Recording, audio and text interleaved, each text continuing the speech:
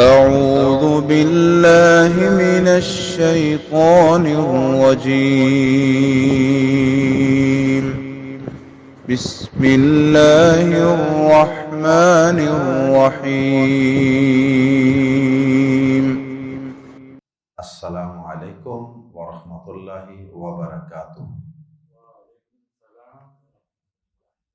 سورۃ التوبہ آیت نمبر 113 سے 116۔ ان الحمد للہ والصلاة والسلام علی رسول اللہ اما بعد۔ اعوذ باللہ السمیع العلیم من الشیطان الرجیم من ہمزہ ونفخہ ونفثہ۔ ما کان للنبی والذین آمنوا ان یستغفروا للمشرکین ولو كانوا أولي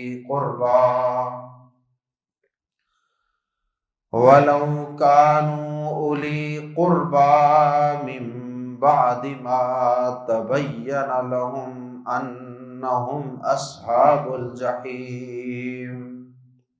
وما كان استغفار إبراهيم لأبيه إلا عن موعدة وعدها إياه فلما تبين له أنه عدو لله تبرأ منه إن إبراهيم لأواه حليم۔ وما كان الله ليضل قوما بعد إذ هداهم حتى يبين لهم ما يتقون إن الله بكل شيء عليم۔ إن الله له ملك السماوات والأرض يحيي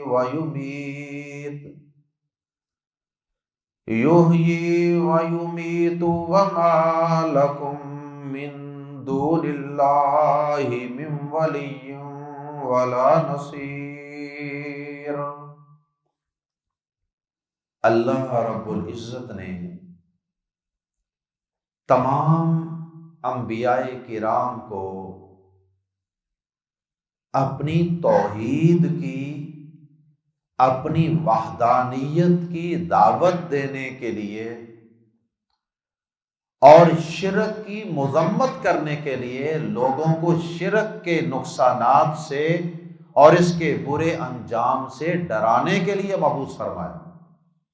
انبیاء کرام انسانوں کو اللہ کی توحید سکھاتے رہے، سمجھاتے رہے اور شرک سے انہیں ڈراتے رہے، لیکن اس کے باوجود بھی کچھ ایسے بد نصیب ہر دور کے اندر گزرے ہیں جو شرک پر قائم رہے اور انہوں نے نہ انبیاء کرام کی دعوت کی کوئی پرواہ کی، نہ قرآن مجید کی اور آسمانی کتابوں کی آیات کی اور واعظ و نصیحت ہی کی کوئی پرواہ کی، شرک پہ ڈٹے رہے، غیر اللہ کی، اللہ کے علاوہ دیگر ہستیوں کی پوجا پاٹ کرتے رہے، باوجود اس کے کہ اللہ رب العزت نے قرآن مجید میں سورہ نساء، سورہ مائدہ میں واضح طور پر اس بات کا اعلان کر دیا کہ اللہ رب العزت نے شرک کرنے والے پر،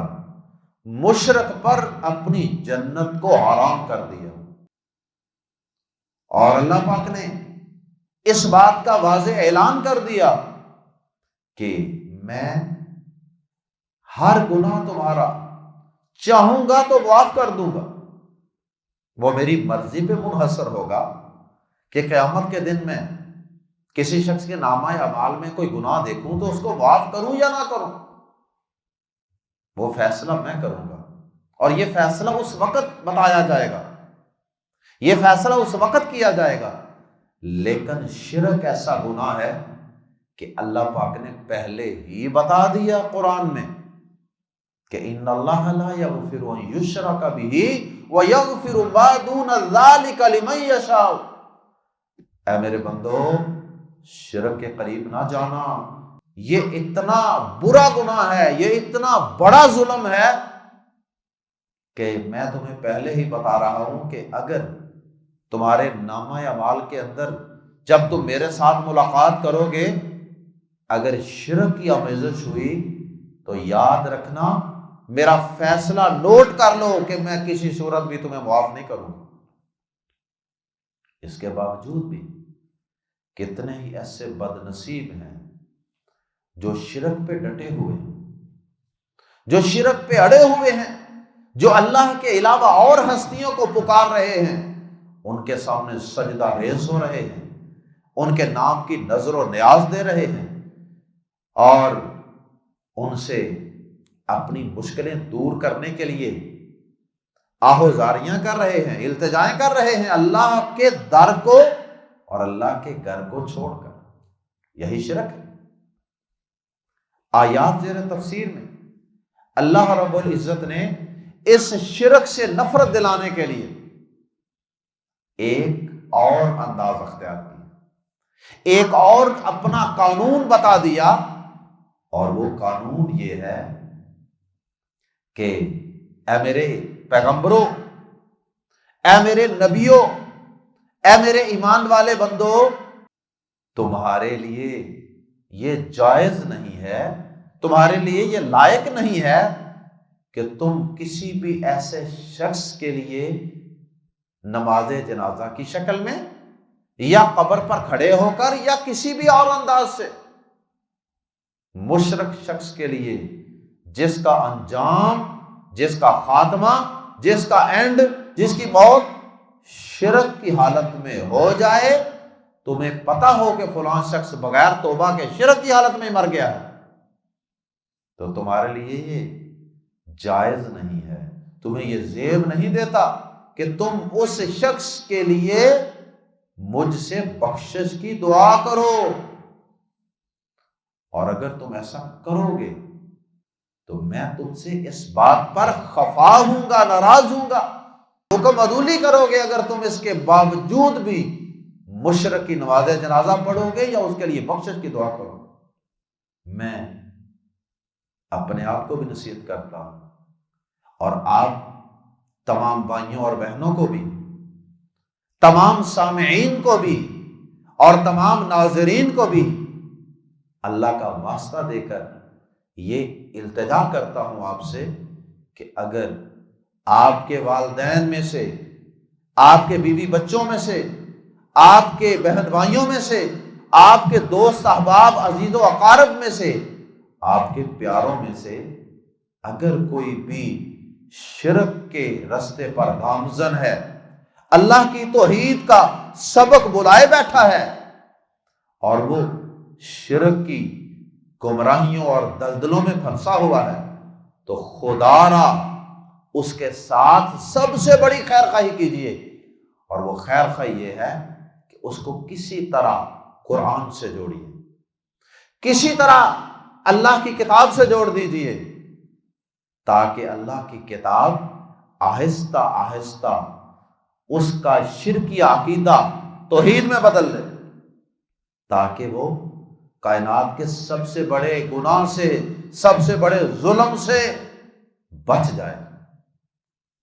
کہیں ایسا نہ ہو، اللہ نہ کرے کہ ہمارا کوئی پیارا شرک کی حالت میں دنیا سے چلا گیا اور اس کی آخرت برباد ہو گئی، اس پہ جنت حرام ہو گئی، اس پہ جہنم واجب ہو گئی، اللہ نہ کرے۔ اور ہمیں ایسی حالت میں مشرک کے لیے جنازہ پڑھنے کی بھی، دعا کرنے کی بھی اجازت نہیں ہوگی۔ امام ابن کثیر رحمہ اللہ نے لکھا ہے تفسیر ابن کثیر میں، اگر کسی شخص کا کوئی عزیز و اقارب میں سے کوئی پیارا، کوئی عزیز اگر شرک کی حالت میں مر رہا ہے، اس کو موت آ رہی ہے، تو اب اس مسلمان کے لیے اس کی تجہیز و تکفین، اس کا غسل، قبر کھودنا، اس کی میت کو لے کے جانا، اس کو دفنانا، اس طرح کے کاموں میں تو حصہ لینا جائز ہے، لیکن اس کے لیے جنازہ پڑھنا، بخشش کی دعا کرنا جائز نہیں ہے۔ اس لیے اس وقت کے آنے سے پہلے فکر کر لیں۔ اللہ اکبر۔ اللہ کے پیارے پیغمبر جناب محمد الرسول اللہ صلی اللہ علیہ وسلم نے اپنے پیاروں کو توحید سکھانے کے لیے اور شرک سے نفرت دلانے کے لیے کتنی کوشش کی۔ آئیے آیات زیر تفسیر کی روشنی میں ذرا حدیث ملاحظہ فرمائیے۔ صحیح بخاری، صحیح مسلم کی حدیث، نبی صلی اللہ علیہ وسلم کے ایک مشہور چچا کا نام تھا ابو طالب۔ آپ کے چچا ابو طالب نے ساری زندگی آپ کا بہت ساتھ دیا۔ جب آپ کی دعوت کے راستے میں روڑے اٹکائے جاتے تھے، مخالفتیں کی جاتی تھیں، تو نبی صلی اللہ علیہ وسلم کے یہ چچا ابو طالب، کیونکہ عبد المطلب آپ کے دادا جاتے وقت آپ کا ہاتھ اسی چچا کے ہاتھ میں دے کر گئے کہ بیٹے یہ میرا یتیم پوتا ہے، اس کا پیچھے سے خیال رکھنا۔ تو ابو طالب ہر موقع پہ نبی صلی اللہ علیہ وسلم کا دفاع کرتے رہے، ساتھ دیتے رہے، لیکن صرف بھتیجا ہونے کی حیثیت میں، پیغمبر رسول ہونے کی حیثیت سے ساتھ نہیں دیا، کیونکہ انہوں نے نبی صلی اللہ علیہ وسلم پر ایمان لانے کا اعلان نہیں کیا تھا۔ صحیح بخاری اور صحیح مسلم شریف کی حدیث ہے، کتاب الجنائز میں نبی صلی اللہ علیہ وسلم اس بات کو جانتے تھے کہ میرا چچا، میرا اتنا عزیز اور پیارا اور قریبی چچا، جس کے میرے اوپر اتنے احسانات، وہ چچا کلمہ نہیں پڑھ رہا، اور آپ کو یہ پتہ چلا کہ میرا چچا ان دنوں میں بیمار ہے اور موت و حیات کی کشمکش میں ہے۔ نبی صلی اللہ علیہ وسلم کو کتنی فکر ہے اپنے عزیز و اقارب کے شرک سے توبہ کرنے کی اور توحید کو اختیار کرنے کی۔ آپ اپنے چچا ابو طالب کے پاس تشریف لے جاتے ہیں، جا کے کہتے ہیں چچا جان اب آپ موت و حیات کی کشمکش میں ہیں، بیمار ہیں، میرے کان میں ہی خدا را قریب ہو کر ہی، اونچی نہ سہی میرے قریب ہو کر ہی لا الہ الا اللہ کلمہ توحید کا اقرار کر دیجئے کہ اللہ کے علاوہ کوئی معبود نہیں، کوئی عبادت کے لائق نہیں، کوئی رکوع، سجدے، قیام، نظر، نیاز، قربانی، دعا، کسی چیز کے کوئی لائق نہیں۔ یہی مطلب ہے لا الہ الا اللہ۔ چچا تو سوچ میں پڑا ہوا تھا، لیکن وہاں پاس ہی دو شیطان بیٹھے ہوئے تھے انسانی روپ میں، ایک ابو جہل اور دوسرا عبداللہ بن امیہ، یہ دونوں بھی وہاں بیٹھے ہوئے تھے، یہ دونوں کافر تھے۔ قبل اس کے کہ ابو طالب کوئی جواب دیتا، انہوں نے کہا کہ ابو طالب یہ کام نہ کرنا، ساری زندگی عبد المطلب کے دین پہ رہے، اپنے باپ کے دین پہ، وہ سردار تھا نا بہت بڑا، اب جاتے وقت عبد المطلب کے دین کو، اس کی ملت کو چھوڑ جاؤ گے؟ نبی صلی اللہ علیہ وسلم مسلسل توحید کا کلمہ پڑھنے کی دعوت دے رہے ہیں، چچا ابھی بھی وقت ہے، ابھی بھی کلمہ پڑھ لیں، میں اللہ کے ساتھ آپ کے بارے میں کچھ جھگڑا تو کر سکوں، اللہ پاک کے سامنے کوئی کیس تو دائر کر سکوں اللہ کی عدالت میں کہ یا اللہ میرے چچا نے چلو آخری وقت ہی کلمہ تو پڑھ لیا تھا نا۔ نبی صلی اللہ علیہ وسلم مسلسل کلمہ توحید پڑھنے کی تلقین فرما رہے ہیں، اور وہ ابو جہل اور وہ عبداللہ بن امیہ، یہ دونوں نبی صلی اللہ علیہ وسلم، یہ دونوں ابو طالب کو مسلسل روک رہے ہیں اور باپ دادا کے دین پر ہی دنیا سے جانے کی تلقین کر رہے ہیں۔ حتیٰ کہ ابو طالب نے نبی صلی اللہ علیہ وسلم کو، حدیث کے الفاظ ہیں، ابو طالب نے لا الہ الا اللہ پڑھنے سے انکار کر دیا، اور فوت ہوتے وقت اس نے کہا الا ملت عبد المطلب، میں عبد المطلب کی ملت اور اس کے دین پر مر رہا ہوں، جو بھی اس کا دین تھا۔ اگر وہ دین بھی لا الہ الا اللہ والا تھا، بعض لوگ کہتے ہیں جی عبد المطلب دین ابراہیمی پر تھے، اور ابراہیم علیہ السلام تو حنیف تھے، موحد تھے، توحید والے تھے، نبی صلی اللہ علیہ وسلم بھی تو انہیں لا الہ الا اللہ پڑھنے کی ہی تلقین کر رہے تھے، تو پھر انہوں نے انکار کیوں کیا؟ بہرحال حدیث کے مطابق انہوں نے انکار کر دیا۔ اللہ اکبر۔ صحیح بخاری مسلم کے الفاظ ہیں کہ یہ آیت ما کان للنبی والذین آمنوا ان یستغفروا للمشرکین، یہ آیت اس موقع پر اللہ پاک نے نازل فرمائی تھی۔ اللہ اکبر۔ نبی صلی اللہ علیہ وسلم نے کہا چچا جان جب تک اللہ پاک مجھے منع نہیں نہ کرے گا، ٹھیک ہے آپ نے کلمہ پڑھنے سے انکار کر دیا، چچا جان جب تک مجھے میرا رب منع نہیں نہ کرے گا آپ کے لیے دعا کرنے سے، میں اتنی دیر تک آپ کے لیے استغفار کی بخشش کی دعا کرتا رہوں۔ نبی صلی اللہ علیہ وسلم نے یہ فرمایا، اور ادھر اللہ پاک نے یہ آیت نازل فرما دی ما کان للنبی والذین آمنوا ان یستغفروا للمشرکین ولو کانوا اولی قربی من بعد ما تبین لهم انہم اصحاب الجحیم۔ اللہ پاک نے یہ آیت نازل فرما دی کہ اے نبی، اس نبی اور ان لوگوں کے لیے جو ایمان لائے کبھی بھی جائز نہیں کہ وہ مشرکوں کے لیے بخشش کی دعا کریں، خواہ وہ قریبی رشتہ دار ہوں، اس کے بعد کہ ان کے لیے صاف ظاہر ہو گیا کہ یقیناً وہ جہنمی ہیں۔ اللہ اکبر۔ اور جانتے ہیں ابو طالب کو قیامت کے دن کیا عذاب ہوگا؟ حدیث کے مطابق ابو طالب کو چونکہ ساری زندگی نبی صلی اللہ علیہ وسلم کی پرورش کی اور آپ کا ساتھ دیا، اس لیے اللہ پاک ابو طالب آپ کے چچا کو جہنم کا ہلکا ترین عذاب دیں گے، اور وہ ہلکا ترین عذاب کیا ہوگا؟ جہنم کے جوتے پہنائے جائیں گے اور اس سے دماغ کھول اٹھے گا۔ نبی صلی اللہ علیہ وسلم کو اپنے چچا ابو طالب کے کفر شرک کی حالت میں فوت ہونے کا بڑا رنج اور غم تھا۔ محبت تھی نا، پیار تھا نا چچا سے، ساری زندگی ساتھ دیا تھا چچا نے، آپ کو بڑی تکلیف تھی۔ اللہ پاک نے اپنے نبی کو حوصلہ دینے کے لیے، تسلی دینے کے لیے سورۃ القصص کی آیت نازل فرما دی۔ اللہ پاک نے فرمایا انکا لا تہدی من احببت ولکن اللہ یہدی من یشاء وہو اعلم بالمہتدین۔ اے نبی صلی اللہ علیہ وسلم، جسے آپ پسند کریں، جسے آپ چاہیں ہدایت ملے، ضروری نہیں کہ آپ اسے ہدایت دلوانے میں کامیاب ہو جائیں۔ وَلَٰكِنَّ اللَّهَ يَهْدِي مَن يَشَاءُ۔ اے نبی صلی اللہ علیہ وسلم، آپ لوگوں کو صرف سیدھا راستہ دکھا سکتے ہیں، سیدھے راستے پر چلانا، توحید کی شاہراہ پر گامزن کرنا، یہ اللہ کا کام ہے، اس لیے کہ وہ زیادہ بہتر جانتا ہے کہ اس نے کسے ہدایت دینی ہے اور کسے ہدایت نہیں دینی۔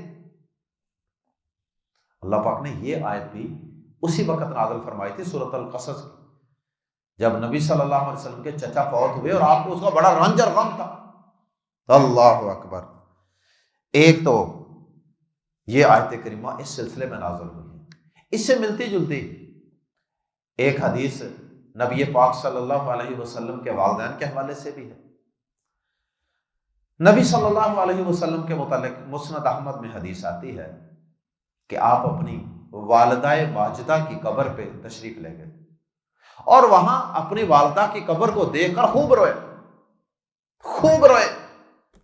نہ صرف خود روئے بلکہ آپ نے ارد گرد موجود لوگوں کو بھی رلایا، نبی صلی اللہ علیہ وسلم بھی رو رہے ہیں اور آپ کے ارد گرد لوگ بھی رو رہے ہیں۔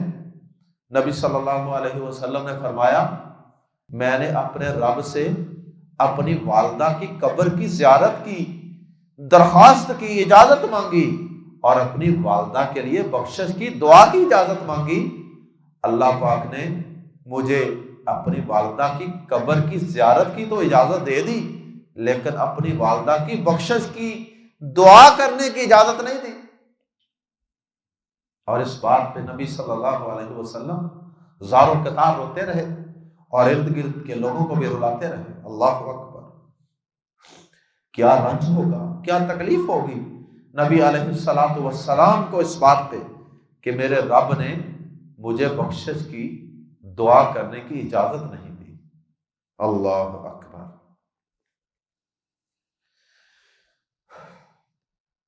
پہلی آیت کریمہ تو اسی حوالے سے نازل ہوئی، مشرکین کے لیے بخشش کی دعا نہیں کرنی۔ اس کے بعد پھر اگلی آیات کے حوالے سے انشاءاللہ ہم ساتھ ساتھ پڑھتے ہیں۔ آئیے قرآن مجید کے الفاظ میں پڑھتے ہیں۔ ما کانا، ما نہیں، کانا کبھی بھی نہیں تھا یا کبھی بھی نہیں ہوا۔ کیا نہیں ہوا، کیا نہیں تھا؟ جائز نہیں تھا، لائق نہیں تھا۔ للنبی، اس نبی کے لیے، نبی کے ساتھ الف لام لگا ہوا ہے، لی اور آگے ان نبی۔ اگر ہوتا نا لی نبیین تو پھر ترجمہ ہونا تھا کسی نبی کے لیے، پھر نکرہ تھا، لیکن یہ معرفہ ہے الف لام کے ساتھ، پراپر ناؤن ہے۔ للنبی، اس نبی، خاص نبی مراد ہیں اور وہ ہیں یہ صاحب قرآن، آخری پیغمبر، خاتم النبیین، جناب محمد رسول اللہ صلی اللہ علیہ وسلم۔ فرمایا ما کانا للنبی، اس نبی کے لیے کبھی بھی جائز نہیں تھا۔ والذین آمنوا، اور ان لوگوں کے لیے بھی کبھی جائز نہیں تھا جو ایمان لائے۔ کیا جائز نہیں تھا؟ ان یستغفروا، کہ وہ بخشش کی دعا کریں، کہ وہ بخشش مانگیں، للمشرکین، مشرکوں کے لیے، اس نبی کے لیے اور ایمان والوں کے لیے کبھی بھی جائز نہیں تھا کہ وہ مشرکین کے لیے دعا مانگیں، مشرکین کے لیے بخشش کی دعا مانگیں۔ یاد رہے مشرک کی زندگی میں، اس کے مرنے سے پہلے اس کی ہدایت کے لیے بھی دعا ہو سکتی ہے، اس کی بخشش کے لیے بھی دعا ہو سکتی ہے۔ بخشش اس سینس میں ہوگی اللہ اس کو اسلام کی ہدایت دے کر، توحید کی ہدایت دے کر اس کو اسلام پر موت دینا اور اس کے پچھلے سارے گناہ، شرک وغیرہ معاف کر دینا۔ کیونکہ اگر اسلام ہی قبول نہیں کرے گا، توحید ہی اختیار نہیں کرے گا، تو پھر تو اس کی بخشش کی کوئی صورت نہیں نہ ہوگی۔ تو زندگی میں، مشرک کی زندگی میں بخشش کی دعا کرنے کا مطلب یہی ہے کہ یا اللہ اس کو ہدایت دے کے اس کے پچھلے گناہ معاف کر دے، تو یہ جائز ہے۔ زندگی میں تو اللہ پاک گناہ معاف کر سکتا ہے، لیکن اگر کوئی شخص شرک کی حالت میں ہی، کفر کی حالت میں مر جائے تو پھر ہم نے یہ نہیں کہنا کہ شاید اس نے استغفار کر لیا ہو، شاید اس کو ہدایت مل گئی ہو، شاید اس نے رجوع کر لیا ہو، توبہ کر لی ہو، یہ نہیں کہنا۔ شاید پھر بات نہیں بنے گی۔ ہاں اگر اس نے سب لوگوں سے چھپ کر بھی توبہ کر لی ہے تو وہ اس کا اور اللہ کا معاملہ ہے۔ ہمیں یہی حکم ہے کہ ہم نے جس شخص کا بظاہر خاتمہ کفر پر ہے، شرک پر ہے، اس شخص کے لیے ہم بخشش کی دعا نہیں کر سکتے، جنازہ بھی نہیں پڑھ سکتے، قبر پر بھی، کہیں بھی اس کے لیے دعا نہیں کر سکتے بخشش۔ اللہ اکبر! اس نبی اور ان لوگوں کے لیے جو ایمان لائے کبھی جائز نہیں تھا کہ وہ بخشش کی دعا کریں، للمشرکین، مشرکوں کے لیے، ولو، اور اگرچہ، بڑی یہاں بات ہے آگے، ولو، اور اگرچہ، یا ہم ترجمہ کر سکتے ہیں ولو اور خواہ، کانو، وہ ہوں، وہ تھے یا وہ ہوں، اولی والے، اولو یا اولی والے،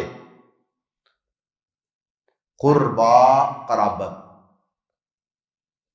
ولو کانو اولی قربا، اور خواہ وہ قرابت دار ہوں، خواہ وہ قریبی رشتہ دار ہی کیوں نہ ہوں، باپ ہو، ماں ہو، بیٹا ہو، بیٹی ہو، بیوی ہو، خامد ہو، کوئی بھی ہو۔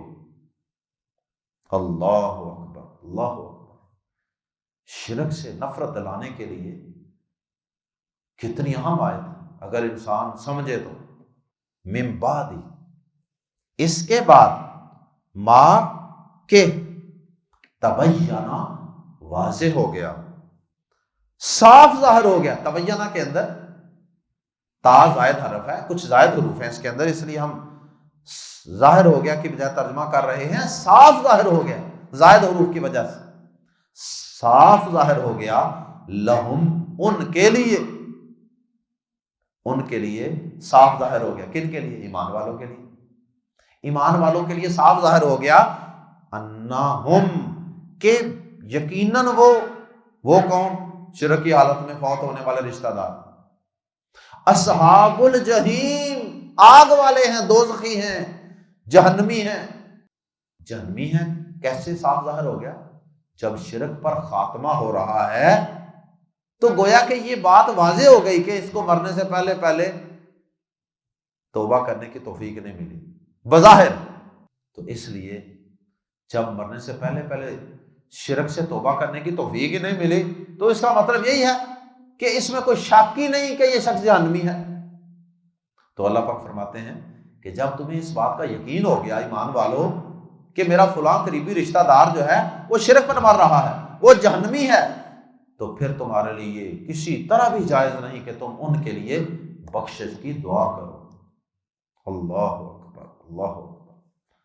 حضرت علی المرتضیٰ رضی اللہ تعالی عنہ فرماتے ہیں کہ میں نے ایک شخص کو دیکھا کہ وہ اپنے والدین کے لیے بخشش کی دعا کر رہا تھا۔ میں نے اسے کہا کہ بھائی تو اپنے والدین کے لیے بخشش کی دعا کیوں کر رہا ہے جبکہ تجھے اس بات کا علم ہے کہ تیرے والدین تو شرک کی حالت میں فوت ہوئے؟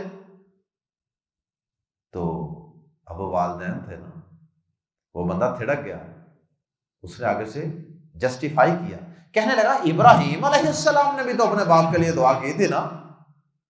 نبی صلی اللہ علیہ وسلم کی خدمت میں حاضر ہو گیا، کیا ایمان تھا صحابہ، ہر بات اللہ کے نبی کی عدالت میں، اللہ کے نبی اس سے طرح ہوا ہے اور یہ اس نے دلیل دی ہے۔ اللہ اکبر۔ اور یہ دلیل اس نے قرآن سے دی تھی، قرآن مجید کے اندر یہ بات موجود ہے سورہ مریم کے اندر کہ ابراہیم علیہ السلام کو جب باپ نے گھر سے نکالا تھا نا کہ نکل جا یہاں سے، تو بتوں کی مخالفت کرتا ہے، شرک کی مخالفت کرتا ہے، میرے گھر میں توحید کرتا ہے، نکل جا یہاں سے۔ نکلتے وقت ابراہیم علیہ السلام نے کہا تھا بابا ٹھیک ہے میں جا رہا ہوں، میں آپ کے لیے بخشش کی دعا کرتا رہوں، یہ وعدہ کیا تھا۔ اور پھر سورۃ الشعراء کے اندر ہے کہ ابراہیم علیہ السلام اس وعدے کے مطابق واقعی ساری زندگی اپنے باپ کے لیے بخشش کی دعا کرتے رہے، اور حدیث کے مطابق، صحیح بخاری کے مطابق قیامت والے دن بھی، بلکہ قرآن مجید کی ان آیات سے بھی معلوم ہوگا جن کا ترجمہ ہم ابھی پڑھیں گے کہ ابراہیم علیہ السلام قیامت کے دن بھی اللہ پاک سے میدان محشر میں بھی اپنے باپ کے لیے ایک دفعہ سفارش کریں گے، لیکن جب ان کے سامنے یہ بات واضح ہو جائے گی نا، اللہ پاک یہ بات واضح کر دیں گے، فیصلہ سنا دیں گے کہ تیرا باپ شرک کی حالت میں مرا تھا، اس کے لیے بخشش کی کوئی صورت نہیں۔ ابراہیم علیہ السلام کہیں گے اللہ میں تیرا خلیل ہوں، خلیل جگری دوست ہوں، میں نے تو ساری دنیا کی مخالفتیں تیری خاطر لی تھی۔ تو اللہ پاک کہیں گے کہ ابراہیم وہ تیرا باپ مشرک تھا تو وہ گویا کہ میرا دشمن ہوا، تو میں تیرا دوست ہوں، تیرا باپ میرا دشمن ہے، تو مجھے چھوڑ کر اپنے باپ سے دوستی کرتا ہے، میرے دشمن سے دوستی کرتا ہے۔ ابراہیم علیہ السلام کو اللہ پاک یہ بات سمجھائیں گے قیامت والا دن، ابراہیم علیہ السلام چونکہ اللہ کے مطیع فرما بردار پیغمبر ہیں، وہ اس کے بعد اللہ پاک سے اپنے باپ کے لیے بخشش کی دعا مانگنا چھوڑ دیں کہ ٹھیک ہے مجھ پہ بات واضح ہو گئی ہے، اب میں اللہ آپ سے سفارش نہیں کروں گا، لیکن یا اللہ ایک کام تو کر دے، آخر تیرا خلیل ہوں، تیرا دوست ہوں، میرا باپ جہنم کے اندر جلے گا، میری بےزتی ہوگی، ساری کائنات کے لوگ کہیں گے دیکھو ابراہیم، یہ وہ ابراہیم ہے، یہ خلیل اللہ ہے، اس کا باپ اپنا باپ جہنم میں سڑ رہا ہے، اللہ اس کا کچھ کر دے، پردہ رکھ لے، لوگوں کو پتہ نہ چلے کہ یہ ابراہیم کا باپ ہے۔ اللہ پاک ابراہیم علیہ السلام کی یہ ریکویسٹ قبول کر لیں گے اور اللہ پاک کہیں گے کہ ابراہیم ذرا اپنے قدموں کی طرف دیکھو، نیچے کو نگاہ دوڑائیں گے تو ابراہیم علیہ السلام کے باپ کو اللہ پاک نے اس جو شکل دنیا میں تھی ابراہیم کے باپ کی، وہ شکل اللہ پاک نے بدل کے ایک بجو کی شکل عطا کر دی ہوگی، اور پھر اللہ پاک اس بجو کی شکل میں ہی اس کو فرشتوں کو حکم دیں گے اور فرشتے اس بجو کو پکڑ کے جہنم میں پھینک دیں گے۔ اللہ پاک نے ابراہیم علیہ السلام کی عزت اس طرح محفوظ کر لی، لیکن مشرک کو معاف نہیں کیا، مشرک کو معاف نہیں کیا۔ اللہ اکبر۔ تو اس شخص نے بھی اس بات کی طرف اشارہ کیا تھا کہ ابراہیم علیہ السلام تو ساری زندگی اپنے باپ کے لیے بخشش کی دعا کرتے رہے ہیں۔ اللہ پاک نے اس کا جواب دیا اگلی آیت میں، فرمایا وہ جو ابراہیم علیہ السلام نے دعا کی تھی نا اپنے باپ کے لیے، وہ ایک مجبوری سے کی تھی۔ وہ ابراہیم ایک وعدہ کر بیٹھے تھے اپنے باپ سے، اور اس وقت ابراہیم علیہ السلام کو اس قانون کا علم نہیں تھا، تو وہ اس وجہ سے وعدہ کر بیٹھے تھے اپنے باپ سے کہ ابا جی آپ کے لیے دعا ہمیشہ کرتا رہوں گا کہ اللہ آپ کو معاف کر دے۔ تو جب ابراہیم کو صحیح بات کا قیامت والے دن پتہ چل جائے گا نا، اس کے بعد میرا ابراہیم یہ سفارش نہیں کرے گا۔ آئیے قرآن مجید کے الفاظ میں پڑھتے ہیں، وما کانا، اور نہیں تھا، استغفار، بخشش مانگنا، ابراہیم کا، لی ابیہ، اپنے باپ کے لیے، الا، مگر، ان، کی وجہ سے، موعدۃ، اس وعدے، وعدہ، موعدۃ، اس وعدے کی وجہ سے، وعدہ جو اس نے کیا تھا، وعدہ جو اس نے کیا تھا، جس وعدے کو اس نے کیا تھا، ایاہو، اس سے، کس سے؟ اپنے باپ سے۔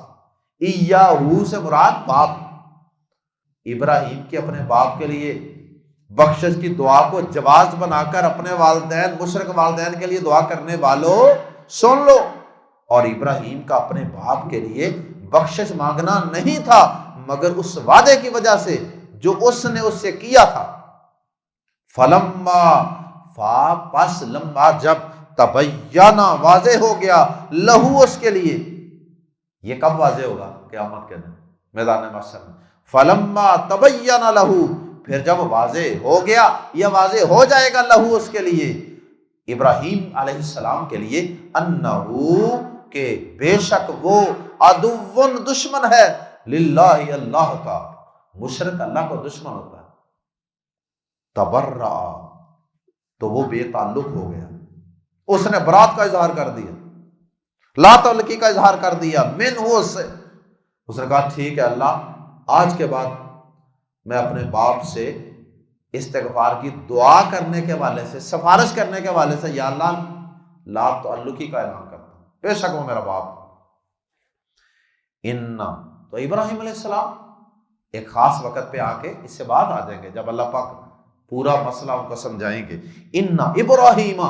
ابراہیم نے اپنے باپ سے شرک کے باوجود جو وعدہ کر لیا تھا نا، ابھی قانون نہیں تھا واضح، اس حوالے سے اللہ پاک نے ان کو کوئی واضح حکم نہیں دیا تھا، اور ابراہیم چونکہ بڑا نرم دل تھا، بڑا بردبار تھا، اس لیے نرم دل ہونے کی وجہ سے ابراہیم نے وعدہ کر لیا دعا کا، ابراہیم، بے شک ابراہیم، لفظ اللہ، یقیناً، اواہ، بہت نرم دل، اواہ، بڑا نرم دل، حلیم، بہت بردبار، ٹالریٹ کرنے والا، ٹالرنس والا، برداشت والا تھا، بڑا تحمل تھا، بڑا تحمل مزاج تھا، بڑا نرم دل تھا۔ اللہ اکبر۔ اگلی آیت میں اللہ پاک نے مسلمانوں کو تسلی دی ہے۔ کچھ مسلمانوں کو اس بات کی پریشانی تھی کہ ہم نے یہ اللہ پاک کا حکم نازل ہونے سے پہلے اپنے مشرک والدین کے لیے، مشرک رشتہ داروں کے لیے جو بخشش کی دعائیں کی ہوئی ہیں، پھر ان کا کیا بنے گا؟ پھر تو ہم تو گمراہ تھے، ہم تو غلط کرتے رہے، ہم تو پکڑے جائیں گے۔ اللہ پاک نے کہا نہیں، پریشان ہونے کی ضرورت نہیں ہے، جب تک میں نے یہ ضابطہ، یہ قانون تمہیں بتایا ہی نہیں تھا، اس وقت تک تمہیں گمراہ نہیں کہا جا سکتا۔ بے شک تم مشرکوں کے لیے دعا کرتے رہے بخشش کی، تو گمراہی اس وقت لازم آتی ہے جب قاعدہ قانون اللہ پاک واضح کر دے کسی پر۔ وما کان اللہ، اور اللہ کبھی ایسا نہیں تھا، لیضل، کہ وہ گمراہ کر دے، وہ گمراہ قرار دے قومن، کسی قوم کو۔ اللہ کے نزدیک وہ لوگ گمراہ نہیں ہیں جو یہ آیتیں نازل ہونے سے پہلے بخشش کی دعائیں مانگتے رہے۔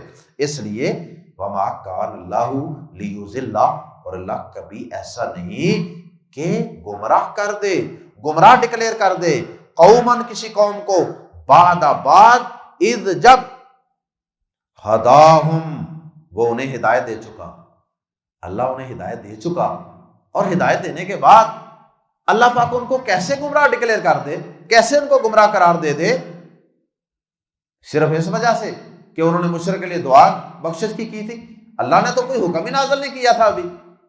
حتیٰ، یہاں تک کہ یبینہ، وہ واضح کر دے، لہم، ان کے لیے، ما، وہ چیزیں جن سے یتقون، وہ بچیں۔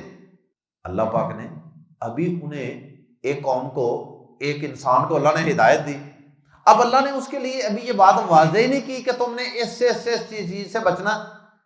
تو جب اللہ نے بات واضح نہیں کی تو اللہ پاک اس کو گمراہ کیسے کہہ سکتا ہے؟ وہ شخص گمراہ نہیں ہے، لہذا وہ شخص پریشان نہ ہو۔ ایسے کوئی بھی کام ایسا ہو جائے جو دین کا، آیت کا، حدیث کا علم ہونے سے پہلے انسان غلطی کر بیٹھا ہو، تو اللہ پاک کے نزدیک وہ گمراہی نہیں ہوتی، وہ لا علمی ہوتی ہے۔ ان اللہ، بے شک اللہ، بکل شیء، ہر چیز کو، علیم، خوب جاننے والا ہے، اسے سب پتا ہے۔ ان اللہ، بے شک اللہ، لہو، اسی کا ہے، مشرکین کے لیے بخشش کی دعا کرنے والوں، اللہ پاک کے ساتھ دوستی لگاؤ، اللہ سے تعلق جوڑو، ایمان والوں سے، اللہ والوں سے، توحید والوں سے تعلق جوڑو۔ ہاں، مشرکوں کے لیے بخشش کی دعا کرنے کے لیے کیوں بے چین ہو، بے قرار ہو؟ اللہ سے لو لگاؤ جو اتنا بڑا ہے۔ ان اللہ، بے شک اللہ ہی ہے، لہو، اسی کے لیے ہے، ملک السماوات، آسمانوں کی بادشاہت، والارض، اور زمین کی بادشاہت، یحیی، وہ زندگی بخشتا ہے، ویمیت، اور وہ موت دیتا ہے۔ زندگی کا وہ مالک، موت کا وہ مالک، زمین و آسمان میں بادشاہت اس کی چلتی ہے۔ وما لکم، اور تمہارے لیے نہیں ہے، من دون اللہ، اللہ کے سوا، من ولی، کوئی دوست، ولا نصیر، اور نہ کوئی مددگار۔ اتنا بڑا زمین و آسمان کا بادشاہ، وہ جب تمہارا دوست ہے، جب اس کے ساتھ تمہاری دوستی ہے، محبت ہے، اور اس کے ایمان والے بندوں سے محبت ہے، پیغمبروں سے محبت ہے، تو تمہیں ان شرک کرنے والے رشتہ داروں سے محبت کرنے کی کیا ضرورت پڑی ہے؟ اللہ ہم سب کو زندہ رکھے تو توحید پہ، اللہ موت دے اسی توحید پہ موت عطا فرمائے، اور اللہ ہمارے سب عزیز و اقارب کو، والدین کو، بیوی بچوں کو، بہن بھائیوں کو، اللہ سب کو توحید کی سمجھ عطا فرما دے، اللہ سب کو شرک سے نفرت عطا فرما دے، اللہ سب کو قرآن سے جڑنے کی توفیق عطا فرما دے، تاکہ سب لوگ اللہ تیری توحید کو سمجھ سکیں۔ سبحانک اللہم و بحمدک، اشہد ان لا الہ الا انت، استغفرک و اتوب الیک۔